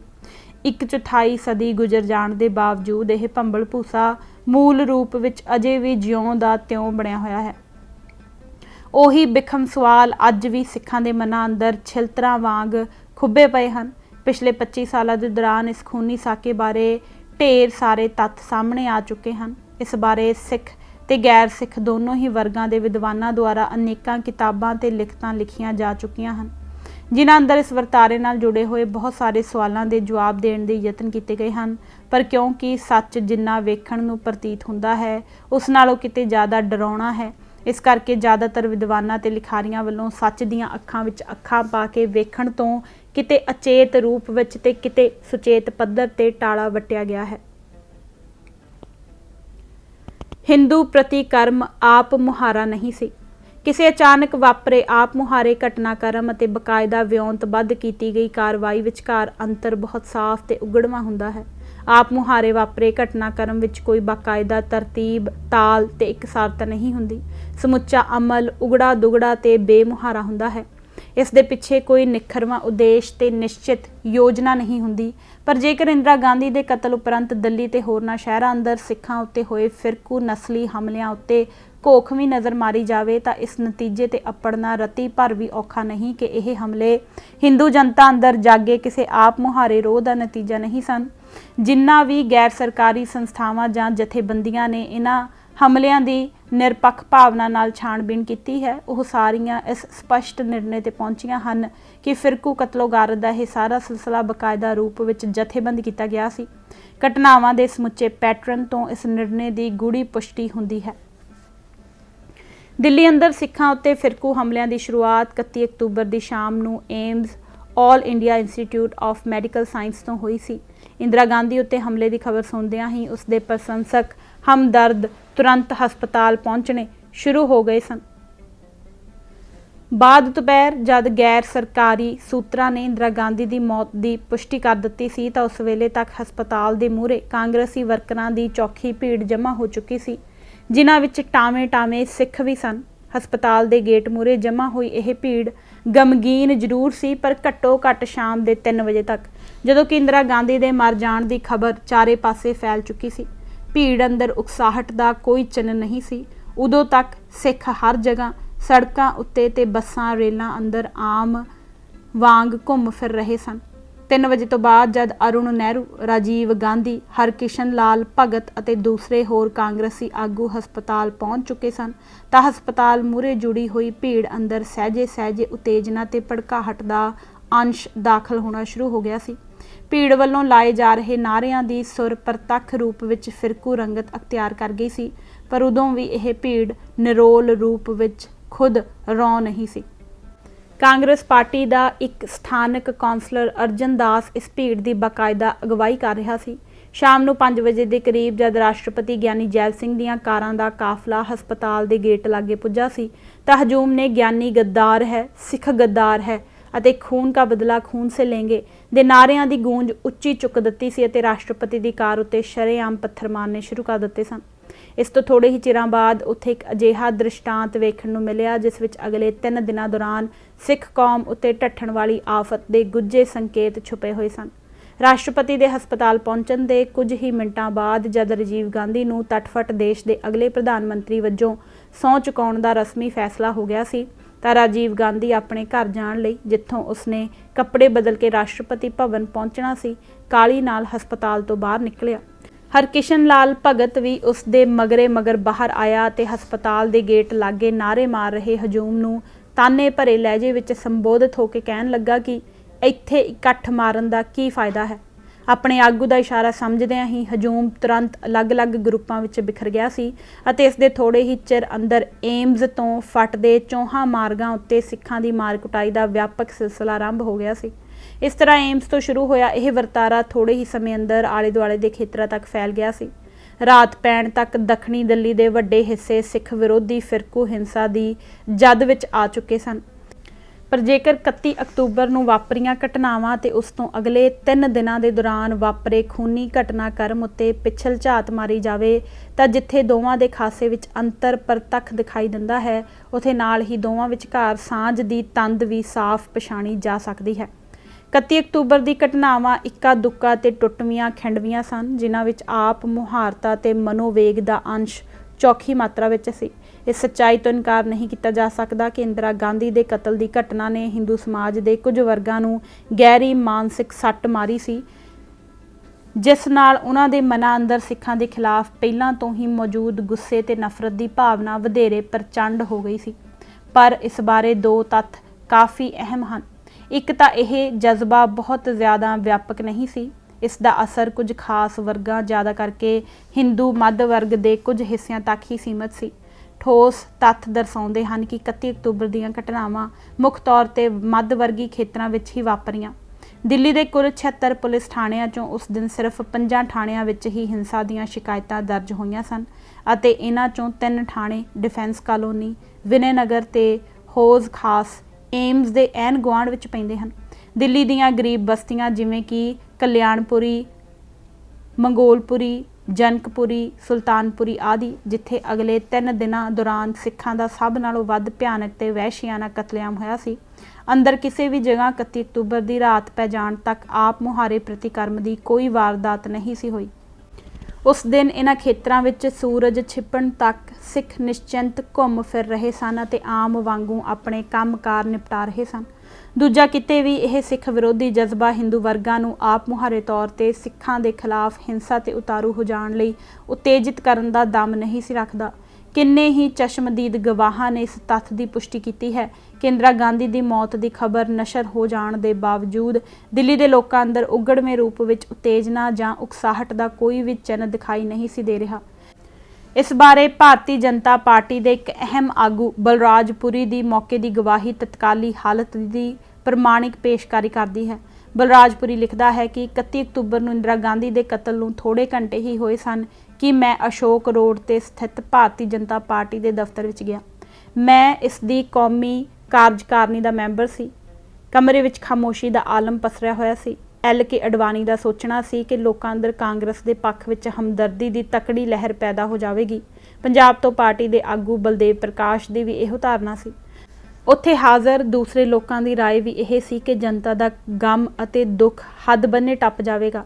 ਮੈਂ ਪਹਿਲਾਂ ਹੀ ਕਾਰ ਵਿੱਚ ਦਿੱਲੀ ਦੇ ਬਹੁਤ ਸਾਰੇ ਇਲਾਕਿਆਂ ਦਾ ਚੱਕਰ ਲਾ ਚੁੱਕਾ ਹੋਇਆ ਸੀ। ਮੈਨੂੰ ਅਜਿਹਾ ਗਮ ਕਿਤੇ ਨਹੀਂ ਸੀ ਦਿਖਿਆ। ਹਾਲਾਂਕਿ ਇੰਦਰਾ ਗਾਂਧੀ ਦੇ ਮਾਰੇ ਜਾਣ ਦਾ ਪਤਾ ਸਭ ਨੂੰ ਚੱਲ ਗਿਆ ਸੀ।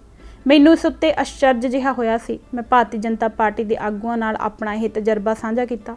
ਵਿਜੇ ਮਲਹੋਤਰਾ ਕਹਿਣ ਲੱਗਾ ਕਿ ਮੈਨੂੰ ਗਲਤੀ ਲੱਗੀ ਹੋਵੇਗੀ, ਯਾਨੀ ਕਿ ਮੈਂ ਲੋਕਾਂ ਦੇ ਸਦਮੇ ਭਰੀ ਚੁੱਪ ਨੂੰ ਗਮ ਦਾ ਅਭਾਵ ਸਮਝ ਲਿਆ ਹੋਵੇਗਾ। ਮੈਂ ਕਿਹਾ, ਆਓ ਮੇਰੇ ਨਾਲ ਚੱਲੋ, ਮੈਂ ਤੁਹਾਨੂੰ ਗੇੜਾ ਕਢਾ ਕੇ ਲਿਆਉਂਦਾ ਹਾਂ। ਅਸੀਂ ਕਾਰ ਵਿੱਚ ਬੈਠ ਕੇ ਗੇੜਾ ਲਾਉਣ ਤੁਰ ਪਏ। ਅਸੀਂ ਅਲੱਗ-ਅਲੱਗ ਥਾਵਾਂ ਤੇ ਰੁਕ ਕੇ ਲੋਕਾਂ ਕੋਲੋਂ ਪੁੱਛਦੇ ਰਹੇ ਕਿ ਉਹਨਾਂ ਨੂੰ ਇੰਦਰਾ ਗਾਂਧੀ ਦੇ ਕਤਲ ਦੀ ਘਟਨਾ ਦਾ ਪਤਾ ਚੱਲ ਗਿਆ ਸੀ ਜਾਂ ਨਹੀਂ। ਜਦੋਂ ਮੈਂ ਇੱਕ ਪੈਟਰੋਲ ਪੰਪ ਉੱਤੇ ਆਪਣੀ ਕਾਰ ਵਿੱਚ ਪੈਟਰੋਲ ਪਾਉਣ ਲਈ ਰੁਕਿਆ ਤਾਂ ਉੱਥੇ ਮੌਜੂਦ ਇੱਕ ਮੁਲਾਜ਼ਮ ਦਾ ਪ੍ਰਤੀਕਰਮ ਨਮੂਨੇ ਵਾਲਾ ਸੀ। ਮੈਂ ਉਸ ਮੁਲਾਜ਼ਮ ਨੂੰ ਦਬਵੀਂ ਜਿਹੀ ਆਵਾਜ਼ ਵਿੱਚ ਪੁੱਛਿਆ, ਤੂੰ ਖਬਰ ਸੁਣ ਲਈ ਹੈ? ਉਹ ਬਿਨਾਂ ਅੱਖ ਝਪਕੇ ਆਪਣਾ ਕੰਮ ਕਰਦਾ ਰਿਹਾ। ਉਸਨੇ 2 ਹਰਫੀ ਗੱਲ ਕਰਦਿਆਂ ਕਿਹਾ, ਤੁਹਾਡਾ ਮਤਲਬ ਉਸਦੇ ਗੋਲੀ ਮਾਰ ਦੇਣ ਤੋਂ ਹੈ ਨਾ? ਹਾਂ, ਅਸੀਂ ਇਹ ਸੁਣ ਲਿਆ ਹੋਇਆ। ਕਤਲ ਬਾਰੇ ਜਨਤਾ ਦੀ ਇਹ ਰੁਖਾਈ ਤੇ ਉਦਾਸੀਨਤਾ ਵੇਖ ਕੇ ਮੈਂ ਤੇ ਵਿਜੇ ਮਲਹੋਤਰਾ ਦੋਨੋਂ ਹੀ ਸੁੰਨ ਜਿਹੇ ਹੋ ਗਏ ਸਾਂ।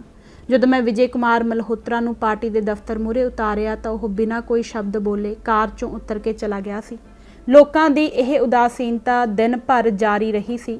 ਕਿਸੇ ਨੂੰ ਬਲਰਾਜਪੁਰੀ ਦੀ ਇਸ ਪੇਸ਼ਕਾਰੀ ਵਿੱਚ ਥੋੜ੍ਹੀ ਜਿਹੀ ਅਤਕਥਨੀ ਦਾ ਪ੍ਰਭਾਵ ਬਣ ਸਕਦਾ ਹੈ, ਪਰ ਹੋਰ ਕਿੰਨੇ ਹੀ ਨਿਰਪੱਖ ਵਿਅਕਤੀਆਂ ਹਾਲਾਤ ਬਾਰੇ ਵਿਗੜੀ ਹੋਈ ਤਸਵੀਰ ਪੇਸ਼ ਕਰਨ ਵਿੱਚ, ਜਿਨ੍ਹਾਂ ਦਾ ਕੋਈ ਵੀ ਉਚੇਚਾ ਹਿੱਤ ਨਹੀਂ ਹੋ ਸਕਦਾ, ਦੀਆਂ ਮੌਕੇ ਦੀਆਂ ਗਵਾਹੀਆਂ ਵੀ ਇਸ ਤੱਥ ਦੀ ਪੁਸ਼ਟੀ ਕਰਦੀਆਂ ਹਨ ਕਿ 31 ਅਕਤੂਬਰ ਨੂੰ ਆਮ ਹਿੰਦੂ ਜਨਤਾ ਅੰਦਰ ਉਸ ਤਰ੍ਹਾਂ ਦਾ ਮਾਨਸਿਕ ਵਿਸ਼ਾਦ ਪੈਦਾ ਨਹੀਂ ਸੀ ਹੋਇਆ ਜਿਸ ਦੀ ਕਰੂਪ ਝਲਕ ਅਗਲੇ 3 ਦਿਨਾਂ ਦੌਰਾਨ ਵੇਖਣ ਨੂੰ ਮਿਲੀ ਸੀ। ਅਮਿਤਵ ਘੋਸ਼, ਜਿਹੜਾ ਕਿ ਇਸ ਵੇਲੇ ਸੰਸਾਰ ਪ੍ਰਸਿੱਧ ਲੇਖਕ ਵਜੋਂ ਆਮ ਜਾਣਿਆ ਜਾਂਦਾ ਹੈ ਤੇ ਜੋ ਉਸ ਵੇਲੇ ਦਿੱਲੀ ਯੂਨੀਵਰਸਿਟੀ ਵਿੱਚ ਪੜ੍ਹਾਉਂਦਾ ਸੀ, ਨੇ ਆਪਣੇ ਇੱਕ ਲੇਖ ਵਿੱਚ 31 ਅਕਤੂਬਰ ਦੀ ਸ਼ਾਮ ਨੂੰ ਕਨਾਟ ਪਲੇਸ ਤੋਂ ਸਫਦਰਜੰਗ ਤੱਕ ਬੱਸ ਵਿੱਚ ਕੀਤੇ ਆਪਣੇ ਸਫ਼ਰ ਦੀ ਕਥਾ ਬਿਆਨ ਕੀਤੀ ਹੈ। ਉਸਨੇ ਦਰਸਾਇਆ ਹੈ ਕਿ ਉਸ ਵੇਲੇ ਜਦੋਂ ਕਿ ਲੋਹੇ ਦੀਆਂ ਰਾਡਾਂ ਤੇ ਚੈਨਾਂ ਨਾਲ ਲੈਸ ਹਿੰਦੂ ਗਰੋਹਾਂ ਦੁਆਰਾ ਸਿੱਖਾਂ ਨੂੰ ਬੱਸਾਂ ਵਿੱਚੋਂ ਉਤਾਰ ਕੇ ਕੁੱਟਣ ਮਾਰਨ ਦਾ ਸਿਲਸਿਲਾ ਜ਼ੋਰ ਫੜ ਚੁੱਕਾ ਹੋਇਆ ਸੀ, ਉਦੋਂ ਵੀ ਅਜੇ ਆਮ ਹਿੰਦੂ ਜਨਤਾ ਅੰਦਰ ਸਿੱਖਾਂ ਦੇ ਖਿਲਾਫ ਫਿਰਕੂ ਨਫ਼ਰਤ ਤੇ ਦੁਸ਼ਮਣੀ ਦਾ ਉਹ ਭਾਵ ਦਿਖਾਈ ਨਹੀਂ ਸੀ ਦਿੱਤਾ ਜਿਹਾ ਕਿ ਅਗਲੇ 3 ਦਿਨਾਂ ਦੌਰਾਨ ਵੇਖਣ ਨੂੰ ਮਿਲਿਆ ਸੀ। ਸੋ ਕੁੱਲ ਮਿਲਾ ਕੇ ਨਿਰਣਾ ਇਹ ਨਿਕਲਦਾ ਹੈ ਕਿ 31 ਅਕਤੂਬਰ ਨੂੰ ਸਿੱਖ ਵਿਰੋਧੀ ਹਿੰਸਾ ਦੀਆਂ ਜੋ ਘਟਨਾਵਾਂ ਵਾਪਰੀਆਂ ਉਸ ਵਿੱਚ ਆਪ ਮੁਹਾਰਤਾ ਤੇ ਭਾਵੁਕਤਾ ਦੇ ਕੁਝ ਅੰਸ਼ ਜ਼ਰੂਰ ਸਨ, ਪਰ ਉਹ ਨਿਰੋਲ ਆਪ ਮੁਹਾਰਾ ਪ੍ਰਤੀਕਰਮ ਨਹੀਂ ਸੀ। ਹਿੰਸਾ ਦੀ ਹਰ ਵਾਰਦਾਤ ਵਿੱਚ ਕਿਸੇ ਨਾ ਕਿਸੇ ਰੂਪ ਵਿੱਚ ਅਗਵਾਈ ਤੇ ਜਥੇਬੰਦੀ ਦਾ ਵੱਧ ਜਾਂ ਘੱਟ ਅੰਸ਼ ਸ਼ਾਮਲ ਸੀ। ਲਗਭਗ 5 ਵਜੇ ਤੱਕ ਜਦੋਂ ਤੀਕ ਹਰਕਿਸ਼ਨ ਲਾਲ ਭਗਤ, ਲਲਿਤ ਮਾਕਨ, ਸੱਜਣ ਕੁਮਾਰ, ਧਰਮਦਾਸ ਸ਼ਾਸਤਰੀ ਅਤੇ ਅਰਜਨ ਦਾਸ ਵਰਗੇ ਕਾਂਗਰਸੀ ਆਗੂ ਇੱਕ ਕਰਕੇ ਹਸਪਤਾਲ ਤੋਂ ਆਪੋ ਆਪਣੇ ਮਿੱਥੇ ਹੋਏ ਟੀਚਿਆਂ ਵੱਲ ਰਵਾਨਾ ਨਹੀਂ ਹੋ ਗਏ ਸਨ, ਉਦੋਂ ਤੱਕ ਕਿਤੇ ਵੀ ਹਿੰਸਾ ਦੀ ਕੋਈ ਵੱਡੀ ਵਾਰਦਾਤ ਨਹੀਂ ਹੋਈ ਸੀ। ਇਹਨਾਂ ਆਗੂਆਂ ਦੇ ਹਸਪਤਾਲ ਤੋਂ ਅੱਗੜ ਪਿਛੜ ਰਵਾਨਾ ਹੋ ਜਾਣ ਤੋਂ ਬਾਅਦ ਹੀ ਦਿੱਲੀ ਅੰਦਰ ਵੱਖ-ਵੱਖ ਜਗ੍ਹਾ ਤੇ ਫਿਰਕੂ ਹਿੰਸਾ ਦੀ ਅੱਗ ਦੇ ਲਾਂਬੂ ਬਲਣੇ ਸ਼ੁਰੂ ਹੋਏ ਸਨ। 31 ਅਕਤੂਬਰ ਦੀਆਂ ਘਟਨਾਵਾਂ ਵਿੱਚ ਸੁਚੇਤ ਹੱਥ ਹੋਣ ਦੀ ਪੁਸ਼ਟੀ 2 ਹੋਰ ਅਹਿਮ ਤੱਥਾਂ ਤੋਂ ਵੀ ਹੁੰਦੀ ਹੈ। 31 ਦੀ ਸ਼ਾਮ ਨੂੰ ਇੰਦਰਾ ਗਾਂਧੀ ਦੀ ਮੌਤ ਦੀ ਖਬਰ ਦੇ ਨਾਲ ਹੀ ਦਿੱਲੀ ਸ਼ਹਿਰ ਅੰਦਰ ਸਿੱਖ ਵਿਰੋਧੀ ਅਫਵਾਹਾਂ ਫੈਲਣੀਆਂ ਸ਼ੁਰੂ ਹੋ ਗਈਆਂ ਸਨ। ਹਰ ਗਲੀ ਤੇ ਨੁੱਕਰ ਵਿੱਚ ਇਹ ਅਫਵਾਹਾਂ ਧੁੰਮ ਗਈਆਂ ਸਨ ਕਿ ਸਿੱਖਾਂ ਨੇ ਇੰਦਰਾ ਗਾਂਧੀ ਦੇ ਕਤਲ ਦੀ ਖੁਸ਼ੀ ਵਿੱਚ ਲੱਡੂ ਵੰਡੇ ਤੇ ਭੰਗੜੇ ਪਾਏ ਹਨ। ਪੰਜਾਬ ਤੋਂ ਹਿੰਦੂਆਂ ਦੀਆਂ ਲਾਸ਼ਾਂ ਨਾਲ ਭਰੀਆਂ ਗੱਡੀਆਂ ਪੁਰਾਣੀ ਦਿੱਲੀ ਦੇ ਸਟੇਸ਼ਨ ਤੇ ਪੁੱਜੀਆਂ ਹਨ। ਸਿੱਖਾਂ ਨੇ ਦਿੱਲੀ ਅੰਦਰ ਪੀਣ ਵਾਲੇ ਪਾਣੀ ਵਿੱਚ ਜ਼ਹਿਰ ਮਿਲਾ ਦਿੱਤੀ ਹੈ ਆਦਿ। ਇਹ ਅਫਵਾਹਾਂ ਟੈਲੀਫੋਨਾਂ ਦੇ ਜ਼ਰੀਏ ਤੇ ਮੂੰਹੋਂ ਮੂੰਹੀਂ ਫੈਲਾਈਆਂ ਗਈਆਂ। ਕਈ ਥਾਵਾਂ ਤੇ ਪੁਲਿਸ ਦੁਆਰਾ ਇਹਨਾਂ ਅਫਵਾਹਾਂ ਨੂੰ ਫੈਲਾਉਣ ਵਿੱਚ ਸਰਗਰਮ ਰੋਲ ਨਿਭਾਏ ਜਾਣ ਦੇ ਤੱਥ ਦੀ ਪੁਸ਼ਟੀ ਹੋਈ ਹੈ। ਦੂਜੀ ਅਹਿਮ ਗੱਲ ਇਹ ਸਾਹਮਣੇ ਆਈ ਕਿ ਪੁਲਿਸ ਨੇ ਇਹਨਾਂ ਹਿੰਸਕ ਵਾਰਦਾਤਾਂ ਨੂੰ ਰੋਕਣ ਵਿੱਚ ਉੱਕਾ ਹੀ ਕੋਈ ਰੁਚੀ ਨਹੀਂ ਸੀ ਪ੍ਰਗਟਾਈ। ਉਹ ਜਾਂ ਤਾਂ ਖਾਮੋਸ਼ ਦਰਸ਼ਕ ਬਣੀ ਰਹੀ ਅਤੇ ਜਾਂ ਕਈਆਂ ਥਾਵਾਂ ਤੇ ਸਿੱਖ ਵਿਰੋਧੀ ਹਿੰਸਾ ਦੀਆਂ ਘਟਨਾਵਾਂ ਨੂੰ ਨੰਗੇ ਰੂਪ ਵਿੱਚ ਸ਼ਹਿ ਤੇ ਹੱਲਾਸ਼ੇਰੀ ਦਿੱਤੀ। ਇਸ ਕੋਝੇ ਤੱਥ ਦੀ ਤਸਦੀਕ ਵੱਡੀ ਗਿਣਤੀ ਵਿੱਚ ਆਮ ਲੋਕਾਂ ਤੋਂ ਇਲਾਵਾ ਬਹੁਤ ਸਾਰੇ ਪਤਵੰਤੇ ਸ਼ਹਿਰੀਆਂ ਤੇ ਸੀਨੀਅਰ ਅਫਸਰਾਂ ਨੇ ਵੀ ਕੀਤੀ ਹੈ। ਜੇਕਰ ਕਿਤੇ ਕਿਸੇ ਜ਼ਮੀਰ ਵਾਲੇ ਪੁਲਿਸ ਅਫਸਰ ਨੇ ਆਪਣਾ ਬਣਦਾ ਫਰਜ਼ ਨਿਭਾਉਣ ਯਾਨੀ ਕਿ ਹਿੰਸਾ ਨੂੰ ਰੋਕਣ ਜਾਂ ਦਬਾਉਣ ਦਾ ਯਤਨ ਕੀਤਾ ਤਾਂ ਉਸ ਨੂੰ ਫੌਰੀ ਡਿਊਟੀ ਤੋਂ ਲਾਂਭੇ ਕਰ ਦਿੱਤਾ ਗਿਆ। ਮਿਸਾਲ ਵਜੋਂ ਉਸ ਦਿਨ ਹਿੰਸਾ ਦਾ ਸਭ ਤੋਂ ਪਹਿਲਾ ਮਾਮਲਾ ਸਬਜ਼ੀ ਮੰਡੀ ਦੇ ਪੁਲਿਸ ਥਾਣੇ ਵਿੱਚ ਦਰਜ ਕੀਤਾ ਗਿਆ ਸੀ। ਉਹ ਵੀ ਸ਼ਾਇਦ ਇਸ ਕਰਕੇ ਹੋ ਸਕਿਆ ਸੀ ਕਿ ਸਬਜ਼ੀ ਮੰਡੀ ਦੇ ਪੁਲਿਸ ਥਾਣੇ ਦਾ ਇੰਚਾਰਜ ਇੱਕ ਸਿੱਖ ਇੰਸਪੈਕਟਰ ਗੁਰਮੇਲ ਸਿੰਘ ਸੀ ਅਤੇ ਸਬੱਬ ਨਾਲ ਉਸ ਦਾ ਉੱਪਰਲਾ ਅਫਸਰ ਵੀ ਇੱਕ ਸਿੱਖ ਸਹਾਇਕ ਕਮਿਸ਼ਨਰ ਕੇਵਲ ਸਿੰਘ ਸੀ। ਗੁਰਮੇਲ ਸਿੰਘ ਤੇ ਕੇਵਲ ਸਿੰਘ ਵੱਲੋਂ ਹਿੰਸਾ ਨੂੰ ਫੈਲਣ ਤੋਂ ਰੋਕਣ ਦੇ ਦ੍ਰਿੜ ਇਰਾਦੇ ਦਾ ਪਤਾ ਇਸ ਗੱਲ ਤੋਂ ਲੱਗ ਜਾਂਦਾ ਹੈ ਕਿ ਸਬਜ਼ੀ ਮੰਡੀ ਅੰਦਰ ਇਕੱਠੀ ਹੋਈ ਫਿਰਕੂ ਭੀੜ ਵੱਲੋਂ ਸਿੱਖਾਂ ਉੱਤੇ ਹਮਲੇ ਕਰਨ ਦੀ ਸੂਚਨਾ ਮਿਲਦਿਆਂ ਹੀ ਪੁਲਿਸ ਨੇ ਫੁਰਤੀ ਨਾਲ ਕਾਰਵਾਈ ਕਰਕੇ 90 ਦੇ ਕਰੀਬ ਦੰਗਾਕਾਰੀਆਂ ਨੂੰ ਮੌਕੇ ਤੇ ਹੀ ਹਿਰਾਸਤ ਵਿੱਚ ਲੈ ਲਿਆ ਸੀ ਅਤੇ ਇਸ ਸੰਬੰਧੀ ਫੌਰੀ FIR ਦਰਜ ਕਰ ਲਈ ਗਈ ਸੀ। ਇਸ ਦੇ ਨਾਲ ਹੀ ਸਬਜ਼ੀ ਮੰਡੀ ਥਾਣੇ ਦੇ ਪੁਲਿਸ ਅਧਿਕਾਰੀਆਂ ਨੇ ਸ਼ਾਮ ਨੂੰ 8:32 ਤੇ ਉੱਪਰਲੇ ਅਫਸਰਾਂ ਨੂੰ ਵਾਇਰਲੈਸ ਸੁਨੇਹਾ ਭੇਜ ਕੇ ਹਿੰਸਾ ਦੇ ਰੁਝਾਨ ਨੂੰ ਕਾਬੂ ਕਰਨ ਲਈ ਫੌਰੀ ਕਰਫਿਊ ਲਾਉਣ ਅਤੇ ਦੰਗਾਕਾਰੀਆਂ ਨੂੰ ਵੇਖਦਿਆਂ ਹੀ ਗੋਲੀ ਮਾਰ ਦੇਣ ਦੇ ਹੁਕਮ ਜਾਰੀ ਕਰਨ ਦੀ ਮੰਗ ਕੀਤੀ ਸੀ।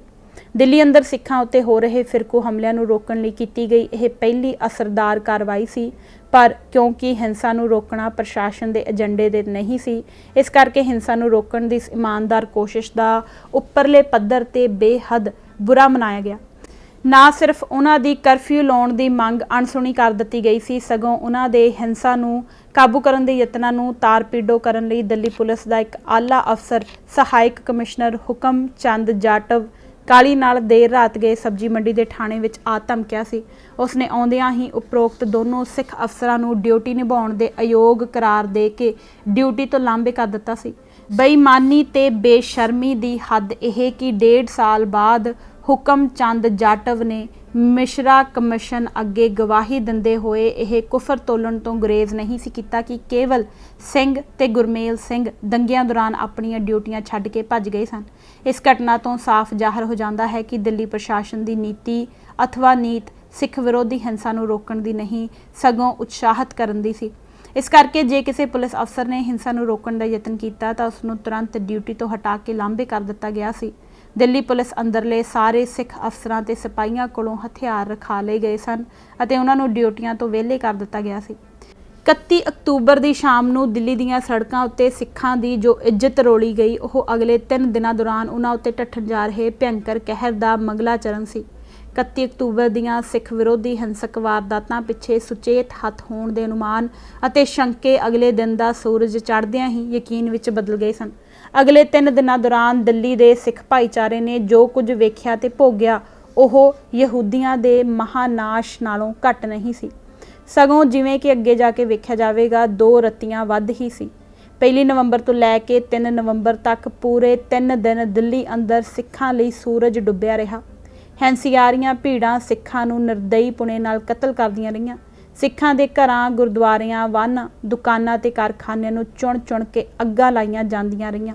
ਸਿੱਖ ਸੁਰੱਖਿਆ ਲਈ ਚੀਖ ਪੁਕਾਰ ਕਰਦੇ ਰਹੇ, ਪ੍ਰਸ਼ਾਸਨ ਅੱਗੇ ਵਾਸਤੇ ਪਾਉਂਦੇ ਰਹੇ, ਰਾਜਸੀ ਹੁਕਮਰਾਨਾਂ ਦੇ ਤਰਲੇ ਕਰਦੇ ਰਹੇ, ਪਰ ਸਾਰਿਆਂ ਨੇ ਮਛਲੀ ਚੁੱਪ ਧਾਰਨ ਕਰੀ ਰੱਖੀ। ਪੂਰੇ 3 ਦਿਨ ਕਾਨੂੰਨ, ਰਾਜ ਤੇ ਸਰਕਾਰ ਕੁੰਭਕਰਨੀ ਨੀਂਦ ਸੁੱਤੇ ਰਹੇ ਅਤੇ ਸਿੱਖ ਨਿਰੰਤਰ ਜਿਬਾ ਹੁੰਦੇ ਰਹੇ।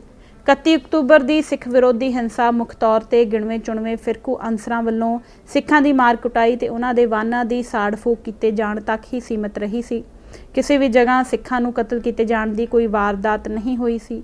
ਕਿਤੇ ਵੀ ਹਿੰਸਕ ਟੋਲਿਆਂ ਨੇ ਵੱਡੇ ਹਜੂਮਾਂ ਦਾ ਆਕਾਰ ਅਖਤਿਆਰ ਨਹੀਂ ਕੀਤਾ ਸੀ। ਜ਼ਿਆਦਾਤਰ ਸਿੱਖ ਰਾਤ ਨੂੰ ਇਹ ਗੱਲ ਸੋਚ ਕੇ ਸੌਂ ਗਏ ਸਨ ਕਿ ਇੰਦਰਾ ਗਾਂਧੀ ਦੇ ਸ਼ਰਧਾਲੂਆਂ ਨੇ ਸਿੱਖਾਂ ਉੱਤੇ ਆਪਣਾ ਜੋ ਫੌਰੀ ਗੁੱਸਾ ਕੱਢਣਾ ਸੀ ਉਹ ਕੱਢ ਲਿਆ ਸੀ ਅਤੇ ਅਗਲੇ 1-2 ਦਿਨਾਂ ਅੰਦਰ ਉਹਨਾਂ ਦੇ ਹਿਰਦੇ ਸ਼ਾਂਤ ਹੋ ਜਾਣਗੇ ਤੇ ਸਭ ਕੁਝ ਮੁੜ ਤੋਂ ਪਹਿਲਾਂ ਵਰਗਾ ਹੋ ਜਾਵੇਗਾ।